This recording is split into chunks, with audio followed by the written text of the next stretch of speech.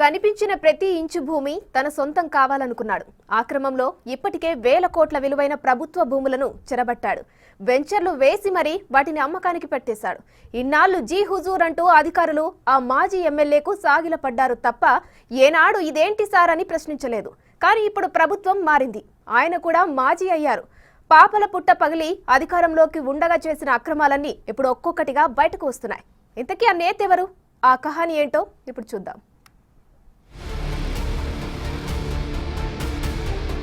మనిషికి డబ్బు అవసరమే.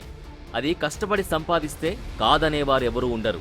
కానీ ప్రతి రూపాయి తనకే చెందాలి, తన ఫ్యామిలీ తరతరాలు కూర్చుని తిన్నా తరగకూడదు అనుకుంటేనే ప్రాబ్లం. అది కూడా కష్టపడకుండానే సంపాదించాలి అంటేనే చిక్కులొచ్చి పడతాయి.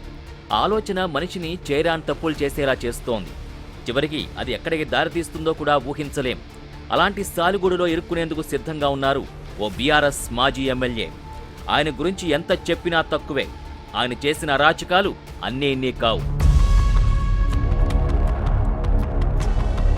తెలంగాణ రాష్ట్రంలో నూతనంగా ఏర్పాటైన జిల్లా అది. అభివృద్ధికి ఆమడ దూరంలో, గిరిజనులు అధికంగా ఉండే ప్రాంతం. కానీ అలా జిల్లా ఏర్పాటు కావడమే ఆలస్యం. అక్కడ రియల్ ఎస్టేట్ బూమ్ ఒక్కసారిగా రైజ్ అయింది. ఎంతలా అంటే జిల్లా ఏర్పాటుకు ముందు వరకు గజం 1000-2000కు అమ్ముడుపోయేది. అలాంటిది ఇప్పుడు 25 నుంచి 30,000కు చేరింది. భూముల ధరలకు రెక్కలొస్తే కబ్జాకోరులు చూస్తూ ఊరుకుంటారా? నో. ఇక్కడ కూడా జరిగింది ఇదే. ఇప్పటికే 100 ఎకరాల్ని కబ్జా చేసి కోట్లకు పడగలెత్తిన ఆ మాజీ ఎమ్మెల్యే కహానీయే ఇప్పుడు మీరు చూడబోయేది. ఖాళీగా ఎకరం కనిపించిన హాంఫట్. రక్షించాల్సిన వాళ్లే దోపిడీకి దాసోహం. అభివృద్ధి పేరుతో కబ్జాలకు తెరలేపిన కహాని. పుట్ట నుంచి పాములొచ్చినట్టే భూముల ధరలకు రెక్కలు రావడంతో సహజంగానే కబ్జాకోరులు బయటకొస్తుంటారు. కానీ ఇక్కడ పుట్ట నుంచి బయటకొచ్చింది మామూలు పాము కాదు, కాలసర్పం. ఆ సర్పం పేరే మాజీ ఎమ్మెల్యే శంకర్ నాయక్ అని ప్రజలు అనుకుంటున్నారు. జిల్లాలోనూ సదరు నేత కబ్జాల గురించి జోరుగా చర్చ జరుగుతోంది.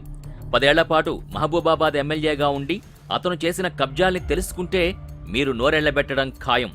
ఎందుకంటే శంకర్ నాయక్ లీలలు ఆ రేంజ్లో ఉంటాయి. మరి ప్రభుత్వానికి 100 కోట్ల నష్టం వాటిల్లినా సరే తన మేలే చూసుకుంటాడు. అలా భయపెట్టి బెదిరించి అన్యాక్రాంతంగా పడి ఉన్న భూముల్ని కబ్జా చేసి వెంచర్ల పేరుతో అమ్మి కోట్లు సంపాదించాడు. వాస్తవానికి కొత్త జిల్లాల ఏర్పాటు ముందు వరకు మహబూబాబాద్ ఓ రెవెన్యూ డివిజన్ మాత్రమే. చుట్టుపక్కల ఉన్న గ్రామాల విలీనంతో మహబూబాబాద్ ఓ మున్సిపాలిటీగా కూడా అవతరించింది. అలాంటి చోట రియల్ భూమ్ అమాంతం పెరిగిపోయింది. అలా పెరగడమే తప్పు, ప్రభుత్వానికి అదే ముప్పు అనిపించేలా చేశారు మాజీ ఎమ్మెల్యే. ఎకరమా 10 ఎకరాల అన్నదాంతో సంబంధం ఉండదు. కనిపిస్తే కబ్జా పెట్టేయడమే ఆయనకు తెలిసిన విద్య. అభివృద్ధి పేరుతో అందిన కాడికి దోచేయడమే తన పనిగా పెట్టుకున్నారు. ఇందుకోసం శంకర్ నాయక్ ఓ టీంను కూడా ఏర్పాటు చేసుకున్నారు. అలా అని ప్రతి ప్రభుత్వ భూమిని కబ్జా పెట్టరు. కేవలం రోడ్డుకు దగ్గరగా ఉండాలి లేదా మంచి ఫేసింగ్ ఉన్న భూముల్నే తన కబ్జా లిస్టులో చేర్చుకుంటారు. అలా చేర్చుకున్న కొన్ని ప్రభుత్వ భూముల వివరాల్ని బిగ్ టీవీ ఎక్స్క్లూజివ్గా సేకరించింది.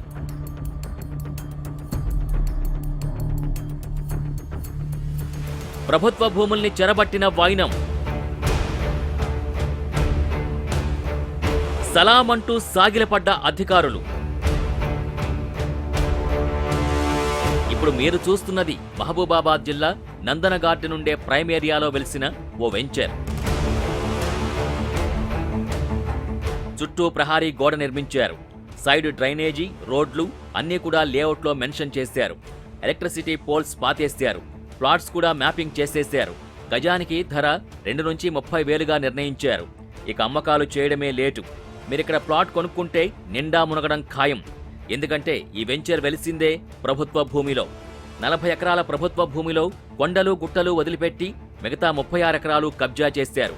ఎమ్మెల్యే శంకర్ నాయక్ బినామీలు రియల్టర్లుగా మారి అమ్మకాలకు సిద్ధమయ్యారు. వారేమంటున్నారో మీరే చూడండి. ఎన్ని రోజులే సార్ స్టార్ట్ చేసి వర్క్? స్టార్ట్ చేసి 1 year బ్యాకే స్టార్ట్ చేసామండి.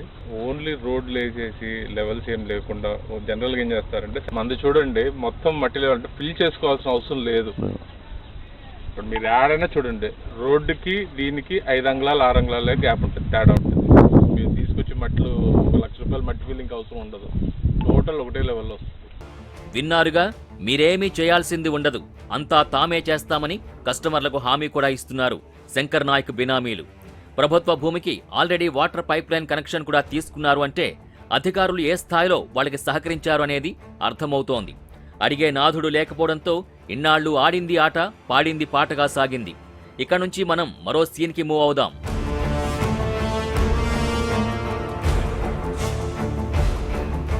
ఇక్కడ కనిపిస్తుంది మెడికల్ కాలేజీ. ఇది సర్వే నంబర్ 551/1 కింద ఉంది.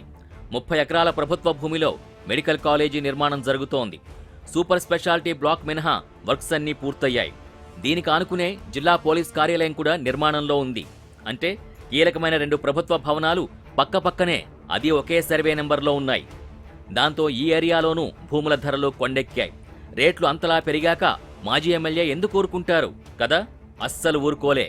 మెడికల్ కాలేజీ కోసం వేసిన రోడ్డు పక్కనే ఉన్న భూమిలో బోర్డు పాతేశాడు.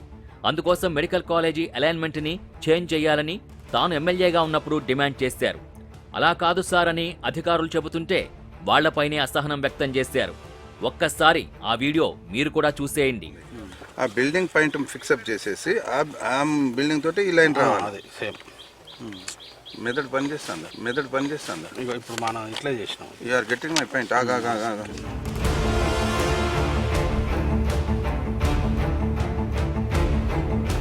ఇప్పుడు మనం బయ్యారం వెళ్లే దారిలోని గుమ్మడూరు గ్రామ పరిధిలో ఉన్నాం. ఇక్కడ సర్వే నెంబర్లు 18, 19, 20లలో దాదాపు 40 ఎకరాల భూమిని హామ్ఫర్ట్ చేశారు. ఇప్పుడు అక్కడ జేసీబీలతో చదును చేయించే పనులు కూడా సాగుతున్నాయి. ఇదంతా కూడా శంకర్ నాయక్ బినామీల కనుసన్నల్లోనే జరుగుతున్నాయి. పక్కనే ఉన్న కొండల్ని సైతం ఆ భూబకాసురులు తొలగిస్తున్నారు. ఆ కొండల్ని క్రషర్లకు తరలిస్తూ అదో రకం దందా కూడా చేస్తున్నారు. ఇదంతా కూడా రెవెన్యూ అధికారుల నిర్లక్ష్యం మూలంగానే జరుగుతోంది. భూములకు రక్షణగా ఉండాల్సిన రెవెన్యూ అధికారులు సాగిలపడిపోయారని అర్థమవుతోంది. మహబూబాబాద్ నుంచి కురవ వెళ్లే మెయిన్ రోడ్లో కలెక్టరేట్ ఉంది. దానికి ఆనుకునే సర్వే నెంబర్ 287లో దాదాపుగా 30 ఎకరాల ప్రభుత్వ భూమిని శంకర్ నాయక్ అండ్ టీం మింగేసింది. అక్కడ గజం 30 నుంచి 40 వేలు నడుస్తోంది. అంటే కోట్లు విలువ చేసే ప్రభుత్వ భూముల్ని వెంచర్లుగా మార్చేసి అమ్మేస్తున్నారు. భవిష్యత్తులో ఇబ్బందులొస్తే కొనుక్కున్న వాళ్ళు ఏమైపోవాలి అన్న జ్ఞానం కూడా శంకర్ నాయక్ అన్న టీంకి లేకుండా పోయింది. ఇక ఆర్తే గార్డెన్ పరిధిలో వచ్చే సర్వే నెంబర్ 255లోనూ 60 ఎకరాలు కబ్జా చేశారు. ఈ సర్వే నెంబర్లలోని భూములన్నీ కూడా ప్రస్తుతం ఇతర వ్యక్తుల పేర్ల మీదనే రిజిస్ట్రేషన్ అయి ఉన్నాయి. ప్రభుత్వ భూములు రిజిస్ట్రేషన్ కావు కాబట్టి పక్క గ్రామాల సర్వే నెంబర్లు వేసి మరీ రికార్డులు తారుమారు చేశారు. ఇందుకు అధికారులు ఏ మేరకు సహకరించారో అర్థం చేసుకోవచ్చు. మాజీ ఎమ్మెల్యే, ఆయన టీం హరితహారం పేరుతో చెట్లను పెడుతూనే మరోవైపు కోట్ల విలువ చేసే ప్రభుత్వ భూముల్ని స్వాహా చేసేస్తున్నారు. మానుకోట జిల్లా కేంద్రమే కాకుండా తన చుట్టుపక్కల ఉన్న కేసముద్రం, నెల్లికుదురు, గూడూరు మండలాల్లోని ప్రభుత్వ భూమిని కూడా కబ్జాకు పెట్టేస్తున్నారు. శంకర్ నాయక్ ఎమ్మెల్యే కాకముందు బీఆర్ఎస్లో ఓ కార్యకర్తగా ఉన్నాడు. ఎప్పుడైతే 2014లో తొలిసారి ఎమ్మెల్యేగా ఎన్నికయ్యాడో అప్పట్నుంచే వివాదాల్లో తలదోర్చడం మొదలుపెట్టాడు. అప్పటి జిల్లా కలెక్టర్ ప్రీతితో గొడవలు పెట్టుకుని ఆఫీసర్ బదిలీ అయ్యేలా చేశాడు. కింది స్థాయి సిబ్బంది, అధికారులతో దురుసుగా వ్యవహరించడంతో పాటు రౌడీయిజం, గూండాయిజంతో నియోజకవర్గంలో హల్చల్ చేశాడన్న ఆరోపణలున్నాయి. ఆయన పేరు చెబితే వచ్చే భయం నుంచే కబ్జాలకు తెరతీశాడన్న ప్రచారం ఉంది. ప్రభుత్వ, ప్రైవేట్ అన్న తేడా లేకుండా కబ్జాలు చేస్తున్నాడు. ప్రభుత్వ భూములైతే గుడిసెలు వేయించటం, ప్రైవేట్ అయితే భయపెట్టి సంతకాలు పెట్టించుకోవడం లాంటివి చాలానే చేశాడని తెలుస్తోంది.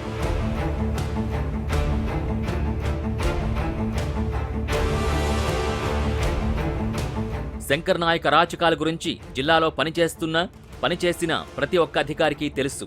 కానీ ఏమీ చేయలేని పరిస్థితి. ఇన్నాళ్లు అధికార పార్టీ ఎమ్మెల్యేగా ఉన్న సందర్భం. ఇప్పుడు మాజీ అయిపోయారు. అయినప్పటికీ ఆయన మాట ఎందుకు చెల్లుబాటు అవుతుంది అనేది ఇక్కడ పాయింట్.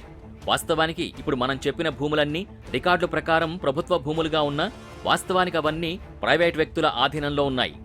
ఓవరాల్గా ప్రభుత్వ భూముల్ని కాపాడాల్సిన బాధ్యత మాత్రం అధికారులపైనే ఉంది. ఇప్పటికైనా శంకర్ నాయక్, అతని బినామీల చెరలో ఉన్న భూముల్ని విడిపించాల్సిన అవసరం ఉందంటున్నారు స్థానికులు. మరి దీనిపై ప్రభుత్వం ఎలా ముందుకెళ్తుందో వేచి చూడాలి.